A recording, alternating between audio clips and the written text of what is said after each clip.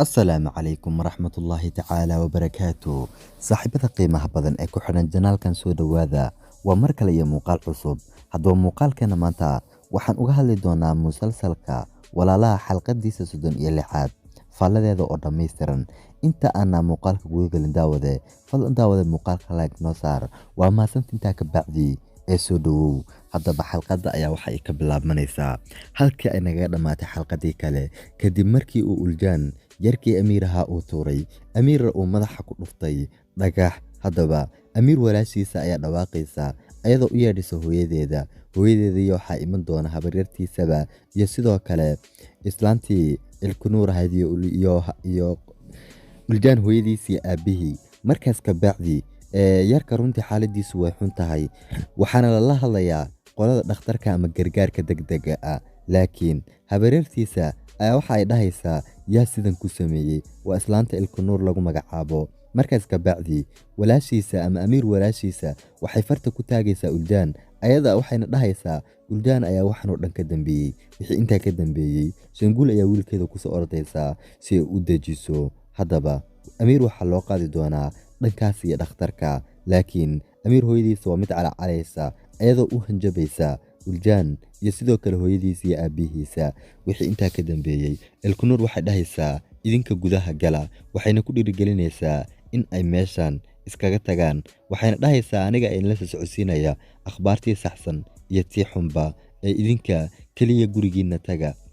Haddaba uljaan iyo dabcan uljaan iyo hooyadiisa aabihi waxay wada tagi doonaan gurigooda oo wax wara kama hayaan, laakiin uljaan waa mid walwalsan waxa uuna ka walwalsan yahay wixii ku dhacay wiilkeeda. Laakiin islaantan lagu magacaabo Shanguul ayaa waxay wareysanaysaa IBK iyo Cumar waxayna dhahaysaa see arrinkan u dhacay. Markaas ka bacdi waxay canaananaysaa Cumar waxayna dhahaysaa dembigan oo dhan adiga yeelay, laakiin IBK ayaa dhahaysaa hooyo Cumar dembigan waxba ma leh. Cumar iyo wiilkaas iyagoo istagaalaya uljaan kaliya waxa uu ahaa midkii kala celinayay.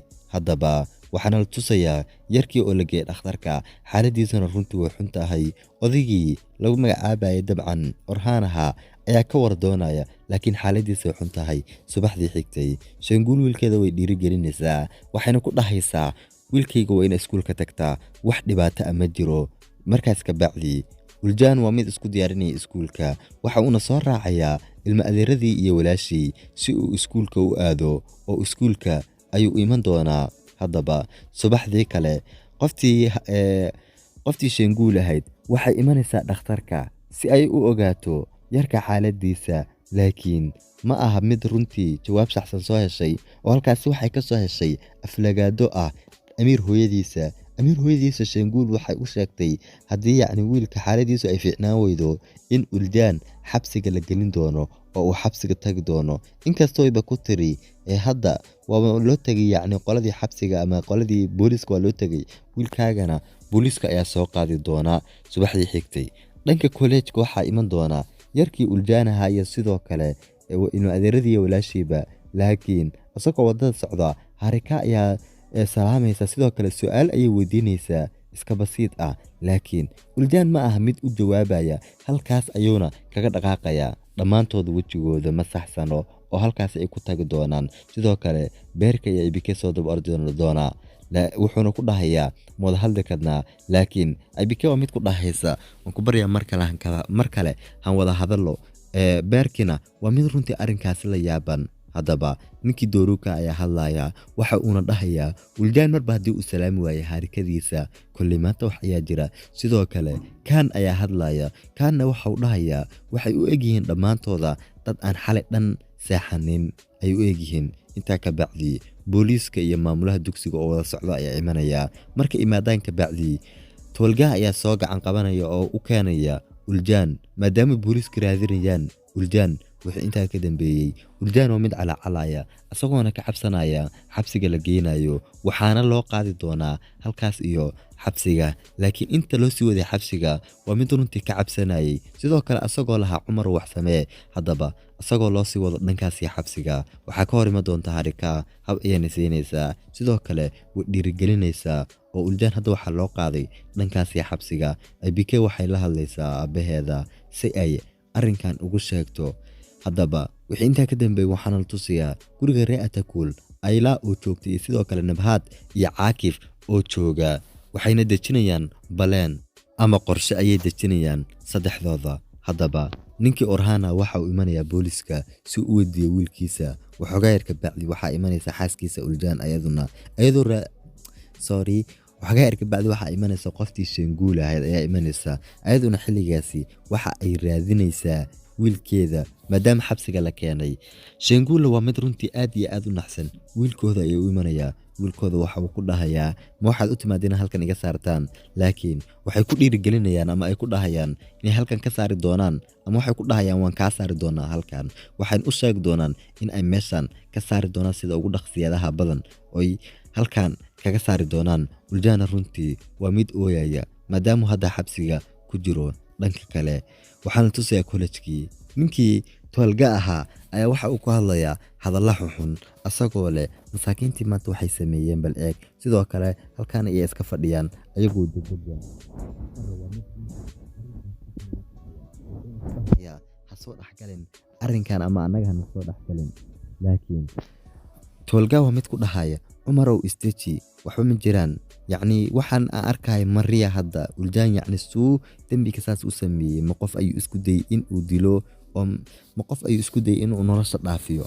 Umar waa mid runtii arrinkaas ka xanaaqaya wuuna soo kacaya. marka uu soo kaca ka bacdi waxa uu dhahayaa idinka duqmo sidee ayatiin ama imise ay axmaqiyatihiin. markaas ka bacdi Duruk ayaa hadlaya waxa uuna dhahayaa Umar waad qaldan tahay, yacni saas ha dhihin annaga maniin kuwa hadalka dhahay yacni tolga kaliya ku dheh tolga kaliya ayaa hadalladaas ku dhahay oo saas dhahay laakiin annaga wax qaldan ma ku oran. laakiin ay bika ayaa la hadlaysaa waxayna dhahaysaa Duruk maxaad ku hadlaysaa walaalkay waa la qaaday idinkan halkan ayaa soo istaagaysiin canaan iyo nolol soo istaagaysiin iyo xumaato. waxaa hadlaya ninkii dabcan kaanaha asagoo u sharaxaya waxa uuna leeyahay yacni tolga ayaa sidaas sameeyay saa u hadlay annaga maana saa u hadleen. sidoo kale yacni wala haduu Uljaan isku day inuu qof dilo waa ku qasbay in ciqaabtiisa la marsiiyo. Umar waa mid arrinkaas ka xanaaqaya asagoo isku dayay in uu feero kan ay waxa dhacday in uu Duruk feerkaasi isku dhigo. Durukna asagoo oo leh nacalada idinku dhacda ayuu meesha ka tagayaa oo saas ayuu ku tagayaa Duruk ninka lagu magacaabo Asiya. laakiin waa mid ka walwalsan. dhanka kale Jamiile iyo Tolga ayaa la tusaya iyagoo wada hadlaya waxa uuna ka dhaadhacsiinayaa Umar mar walba inuu yahay kan qaldan. haddaba maalintii xigtay yacni Umar waxa uu imanaya islaantii Ilkanuur ahayd asagoo u keenaya alaab walba oo gurigooda keentay. halka markay wada joogaana waxa uu u sheegaya ama uu ku dhahayaa annaga naga fogow. yacni hadal kooban inkastoo waxyaalo badan ku wada hadleen waxaan rajaynayaa muuqaalada xiga in aan ku faahfaahino maadaama muuqaalkan faalada oo kaliya ay tahay wixii malayacniya waan iskaga tagnaa. haddaba dhanka kale subaxdii xigtay waxaa quraacanaya reer Atakul laakiin miiska quraacda Duruk kama soo muuqanayo. islaantii Nabhad ahayd ayaa waxay dhahaysaa talow Duruk maxuu la soo degi waayay. jariyada guriga ay u sheegaysaa Duruk in uusan gaajnayn uuna dhahay aniga maanta inaan wax uma baahni. markaas ka bacdi kan ayaa lagu adkeenayaa inuu afka kula furo iyo Duruk waxa ku dhacay. kana waxa uu dhahayaa Duruk waxa feer ku dhuftay ama yacni sanka feer kaga dhuftay Umar. markaas ka bacdi asagana sankiisa waa uu goraray. arrinkaas waxa ka nixi doontaa qoftii Nabhad ahayd ayadoo leh caruurtan wuxuusta annaga ma aha in ay dugsigeena sii joogaan. yacni haddana Caakif ay hadlaya waxa uu dhahayaa waxban qaldana maalintii aan ku soo celinaynay dugsiga. haddaba qoftii lagu magacaabayay Nabhad ayaa wiilkeeda u iman doonta ayadoo ku dhahaysa maxaad noogu sheegi weyday wixii kugu dhacay. haddaba Duruk ayaa hadlaya waxa uuna dhahayaa isagoo aabihiisa la hadlaya waxa uu dhahayaa markii oday Orhan uu hooyadeeda meesha ka soo tuuray ciqaabtiisa meeda marsiin booliska meeda u sheegeen anna maanta waa markaygii waan aamusaya idinku saad u aamusteen oo kale maxaa. markaas ka bacdi Nabhad ayaa hadlaysa waxay dhahaysaa wiilkayga waxaa la aamustay soo ma aha Umar waa Asiya ayay walaalihiin Asiyana adiga jacaylkaaga soo ma aha. haddaba Duruk hadalkaas uu iska indhatirayaa sheekadana waa u rogayaa hadalkaas dhan wuu iska indhatirayaa ilaa iyo hadda yarkii lagu magacaabayay Amiir wax akhbaar ah ma iisan ka soo bixin oo waxa uu ku jiraa kaliya xabsiga ayuu ku jiraa. subaxdii xigtay waxay iman doonaan dugsiga ayay iman doonaan dhammaantooda. haddaba marka imaadaan ka bacdi college-ka ama dugsiga kolba si adiga u taqaanteed waxaa dhacda in saddexda dhalinyar loo yeedho waa Asiye cumar iyo sidoo kale IBK waxaana soo dacweysay qoftii Nabahad ahayd. Nabahadna waxa ay rabtaa in caruurtan dugsiga laga eriyo ama kollejka laga eriyo ama iskuulka laga eriyo si ay u dhigtaan iskuul kale maadaama ay Duruug falka xun kula dhaqaaqeen. Sidoo kale waxaa meesha joogta Ayla ayaduna fursad ku raadinaysa IBK sidii ay meeshan uga tagi lahayd. Sidoo kale Caakif oona hadleen meeshaas waa uu iska joogaa kaliya midka dhageysanaya. waxaa iman doona surakadii ninkii rasuul ahaa asagoo in badan la sugayay. Rasuul markuu imaado ka bacdi halkaasi ayuu mowduucyo badan ku soo jeedinayaa sida in uu wareysto IBK uuna ka wareysto xaaladda walaalkeeda. Haddaba rasuul ayaa caruurta waxa uu siinayaa fursad ay ku hadlaan uguna sheegaan dhibaatadooda.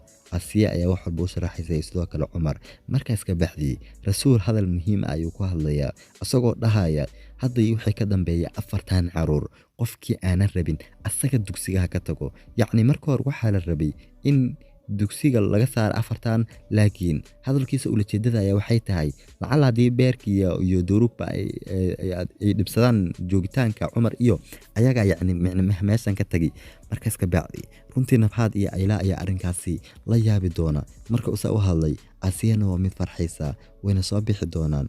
haddaba IBK ayaa beerkii la hadlaysaa waxayna ku dhahaysaa yacni aabahaaga umad waa qof boqor ah adoo ka socda dhankeena. yacni aabahaaga runtii noogu mahad celi anaga fursad ma noo helaan ugu mahad celinay. markaas ka bacdi beerku mid ahay waayahay. haddaba beerka abiis ayaa la hadlaya asagoo leh yacni asagoo ku dhiirigelinaya wada socodka IBK. beerkana waa mid runtii abiisa halkaasi jacayl kale u qaadaya maadaama markii hore uu xanaaqsanaa furitaanka uu hooyadiisa ku sameynaya darteed. haddaba muxuu yahay qorshaha ay degayeen Ayla iyo Caakif? Ayla waxay rabtaa in dhammaan ay khasaariso maalkiisa ninka lagu magacaabo Rasuul. arrinkaasna waxaa ku dhiirigelin doona Caakif Atakuul. haddaba waxa ay degayaan qorshihii ay ninkaasi ku khasaarin lahaayeen maalkiisa iyo wax walba iyo shurakadiisa. Caakif ayaa u soo jeedinaya wuxuu ku dhahayaa arrinkan ama dembigan dhan waxaan dusha ka saaraynaa Suuzaan. yacni marka u horeysa asigii Suuzaan waa inaan kala reebnaa. Aylana marka hore waa mid u xanaaqsaday Suuzaan halkaana fursad ayay ka heshay. Caakifna wayba ka sii helaysaaba oo halkaasi ay labadood ku noqonayaan laba shuraka ah waxayna diyaarinayaan qorshiya isagii Suuzaan isku diri lahaayeen oo ay diyaarin doonaan maalintii xigtay. Uljaan waxaa loo wadaa dhankaasi maxkamadda waxaana la go'aansaday wiilkaas inta wax lagu sheegaya ama xaaladiisu ay saxsanaanayso in la geliyo xabsi dhab ah. yacni kala saar yacni zinzaana baa lagu magacaabaa kan kale xabsigan waxaa jira albaabka le iska fadhinaysid meel iyo xabsi sariirtaadu kuu diyaarsan tahay aad meel aad uga baxda aysan jirin oo qol caadi ah qolkana korka idinka qufulayo. marka kaas ayaa la geynayaa Uljaan si wiilkan marka uu soo kaco loogu dhaqaaqo wixii habboon. haddaba maalintii xigtay qoftan Shanguul waxay u imanaysaa islaanta Ilkunuur waxayna ku dhaysaa waan ku baryaa walaashaada la hadal wiilkayga mid ma aha mid xabsi gali kara waxuun ha samayso. Ilkunuur noo mid dhahaysa aniga ayaa kugu soo celinaya waan ku baryaa adiga tag. haddaba hadda qoftii IBK waxa xasuusanaysaa walaalkeeda iyo waxyaalihii ugu sameyn jiray qosolka ahaa ayaa xasuusanaysaa. haddaba Uljaan waxa uu joogaa xabsiga waxaana loo geeyay qolo runtii maafiya ah. maalintii xigtana waxaa la kulmaysaa hooyadiisa Shanguul iyo aabihiisaba waa ay la kulmayaan. haddaba Astor dhankooda ama Asiya iyo Duruug waxa uu soo qaadaya ubax si uu ku keeno Asiya. sidoo kale waxa xasuusanayaa muuqaal hore ayaga wax sawirayeen romantic ayuu xasuusanayaa. haddaba intuu wadada ku soo jiray mar labaad ayaa waxa uu xasuusan doonaa mar ay yacni xeebta ay joogeen. marka uu imaado ka bacdi uu u soo dhawaado Duruug waxa uu arkayaa Asiye waxyaalihii u keenay oo tuuri rabta yacni waxyaalihii hore ugu keenay oo qashinka ku dari doonta. waxa uu weydiinayaa sababta u tuurayso ayadana waxay dhahaysaa mar walboon arko waxaan dareemaa daciifnimo iyo kalinimo marka ma doonaya in gurigayga ay si joogaan. haddaba bombali marka soo tuura ka bacdi ubaxii u waday ayuu ku dul tuuri doonaa. musalsalkan waa mid markaas hees lagu riidi doono qof walbana kamera lagu qaban doono xitaa Qadiir sawirkiisa ayaana la tusi doonaa. maalintii xigtay qoftan lagu magacaabo Harika waatu u soo diyaarinaysa in ay la kulanto saaxiibkeeda Uljaan waxayna iska dhigaysaa IBK ana qoftaan way qoslaysaa IBK ay iska dhigaysaa oo timaha sidoo kale ay ka dhiganaysaa sidoo kale jaakadeeda ay soo xidhanaysaa markay uu la soo kulma ka bacdi يعني Uljaan markuu la soo kulmo Cumar iyo Harika waxa uu ku soo laaban doonaa xabsiga waxaana lagu dhahay maxaad la qoslaysaa isagana waxa uu dhahayaa waxa ay timaada Harikadayda laakiin waa mid runtii halkaasi lagu dili doono haddaba subaxdii xigtay yarkii amiir ahaa waa mid runtii dhaqdhaqaaq sameynaya xaaladiisuna ay soo wanaagsanaanayso haddaba islaantii Shanguul ahayd ayaa waxa u imanaysaa wiilkeeda si uu ogaato xaaladiisa laakiin wiilkeeda ay u sheegi doon inay xasan xaaladiisu wanaagsanayn ayaduna runtii halkaasi ayay ku baraaran doontaa oo oohin badan ku oy doontaa haddaba waxaa soo wici doonta qoftii Elkunuur ahayd waxayna ku dhahaysaa haddii aan hadalka muhiimadda ka soo qaadano yacni adiga Soomaaliya rabin Soomaalida oo dhan wiilkayga dartii wax walba u sameyn rabaa oo Uljaan qaab u badbaado dartii ayaan wax u sameynaa ii kaalay ayadan waxay dhahaysaa amiir ma caafimaad qabaa haddaba Elkunuur ayadoo been sheegaysa waxay dhahaysaa amiir ilaa hadda ma uusan soo kicin hadda waxaana la tusaya isla markiiba amiir oo soo kacay oo la wado xaaladiisuna ay saxsan tahay sidoo kale hooyadiisa ay wado markaas ka bacdi Shanguul waa mid naxsan haddaba qorshihii Caakif iyo Ayla waa urumoobay waxaana dhacday in surakadii lagala laabto waxyaalo badan uu khasaaro ninkan rasuul lagu magacaabo waana runtii mid aaminaya in ay Suuzaan iibsatay haddaba Ayla iyo Nabhado isla fadhiya ayaa Caakif ay message u diri doona waxa uu ku dhahayaa yacni waa uu aaminay in Suuzaan ay wax walba ka dambeysay Ayla iyo Nabhadna waa kuwa halkaas ku baashaalaya Nabhadna waxay dhahaysaa inta ugu muhiimsan dadka soo qaadano yacni qalbiga ayuu baraf kaga dhacay waa akhbaar farxad leh ayadoo ku faraxsan waxay ku dhacay Suuzaan iyo qaabka loo rumaysan waayay markaas ka bacdi yacni waxa la ninkii rasuul ah waxa uu la hadlayaa Suuzaan waxa uu ku dhahayaa tani waxa ay ahayd cashar ayuu dhahayaa sidoo kale waad ku maasantay casharka ay siisay alaabtada arurso meesha iga tagay ayuu ku dhahayaa oo dhaaf yacni shirkadda waxaad ku samaysana runtii mid la yaab leh ay ahayd yacni way ku rumooday qadiyadaada maxaad sugaysaa oo maxaad iga qabanaysaa Suuzaan waa mid runtii arrinkaasi ka naxsan dhanka kale Shanguul iyo Elkunuur way kulmi doonaan marka ay kulmaan ka bacdi Elkunuur waxay ku dhahaysaa aniga waxba ayaan rabaa Shanguul waxay dhahaysaa waaye maxaad rabtaa haddaba Elkunuur waxay dhahaysaa aniga waxaan rabaa email in aan qaato haddii aad rabto in wiilkaagu badbaado email isii markaas ka bacdi waxaa dhacda in qoftaan Shanguul lagu magacaabo ay arrinkaasi ka soo fikirto kana walwasho laakiin Elkunuur ayaa dhiirigelin doonta waxay ku dhahaysaa ka fikirta yar nolosheeda dambe maalmihii xigtay Shanguul waxay isku day doontaa gabadha email in alaabteeda u diyaariso si ay u bixiso oo meeshan uga saarto haddaba Shanguul waa mid runtii ilaa iyo hadda walwalsan wax warana kama hayso waxayna la hadlaysaa islaantii Elkunuur ahayd wayna ballaminaysaa Elkunuurna waxay isku diyaarinaysaa saan hore u saadaalinayba in email ay meeshan ka kaxaysato oo meeshan dhan iskaga tagto Shanguul waa mid email sasabaysa waxyaalo badan u sheegaysa Dooruki waxaana la tusayaa kaan laakiin Dooruki waa mid walwalsan kana walwalsan saaxiibadiisa Aasiye kaan ayaa dhiirigali doona laakiin Dooruki waa mid dhahaya aniga waxaan rabaa kaanu wax yar kalinimo ee fadlan ifraaqe yacni kalinimo ayaan waxoogaa yara rabaa ayuu dhahayaa dhanka kale Shanguul waxay soo qaadi doontaa email si ay ugu keento Elkunuur markaas ka bacdi waxay tayar ka dhadhicinaysaa in ay u islaantan u yarageyn doonto email markay aragtay islaanta Elkunuur way ku ordi doontaa ayada dhahaysaa habar yar Elkunuur markaas ka bacdi gaariga ayaa fuulaysaa oo waxa ay ka dhadhicinaysaa maalmo yar inay halkan la soo joogi doonto Cumar yalla wax warba ay war ka hayaan haddaba email wax war kama hayso haddaba la socda email qaabkaasi ay nagu macasalaamay doontaa ama in yar muddada musalka ka maqnaan doontaa haddaba islaantii Elkunuur ahayd waxay dhiirigelinaysaa qoftan kale lagu magacaabay Shanguul waxayna ku dhahaysaa ka fikirta yar nolosheeda dambe iyo mustaqbalkeeda waxay dhigan doontaa iskuul fiican waxay ku jiraysaa nolol fiican mustaqbal fiican ay yeelanaysaa noloshan xun ayaan u ogolaanin waa balan waan ii soo celin doonaa laakiin han kursada ayaa dhahaysaa anigana hayla joogtay maadaama gabadheeda ka dhimatay islaantan haddaba Shanguul waa mid walwalsan oo ka walwalsan waxa ay ku samaysay email idinka say idinla tahay yacni daawadayaal Shanguul waxay ku samaynayso carruurta yaryar hadda koor waxay qarisay waan ognahay dilka aabahooda ayay qarisay sidoo kale qadiir dilkiisa ay lacag ku qaadatay oo guriga ku iibsatay sidoo kale waxyaalo badan ayay qoftaan qarisay si ay haddana wiilkeeda u badbaadiso gabadha yareed email ahayd ayayba iibsatay bal ka warrama bal dhanka commentiga fikirkaaga nagula wadaag sheegul runtii waa mid habaar qabta ah khod ku maasinta daawashadaada quruxda badan ilaa halkan kula soo gaarsiisay sidoo kale haddii ku cusubta channelka subscribe noo saar anigoo saaxiibkiina Khalid ah waxaan idinkaga tagayaa wassalaamu calaykum waraxmatullaahi tacaala wabarakaatuh